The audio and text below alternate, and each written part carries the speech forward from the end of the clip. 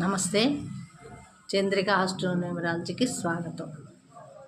ఏ సంఖ్యా జాతకులు ఏ వృక్షాన్ని పెంచాలి అని తెలుసుకునే క్రమంలో అమ్మాయిలైనా అబ్బాయిలైనా, ఇంటిలో అయినా, పెరటిలో అయినా, వ్యవసాయ క్షేత్రంలోనైనా ఏ సంఖ్యా జాతకులు ఏ చెట్టుని పెంచాలి అని తెలుసుకునే క్రమంలో ఇప్పుడు 29 వరకు చెప్పుకున్నాము.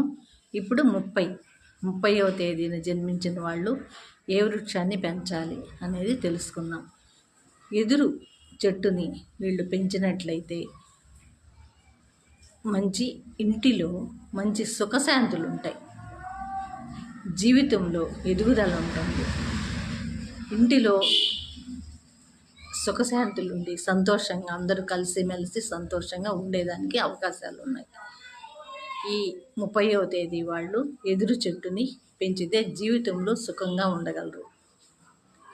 ఏవైనా గ్రహదోషాలు ఉంటే తొలగేదానికి ఎదురు చెట్టు మూలికను మెడలో ధరించిన గ్రహదోషాలు తొలగి మంచిగా ఉంటారు వీళ్ళు.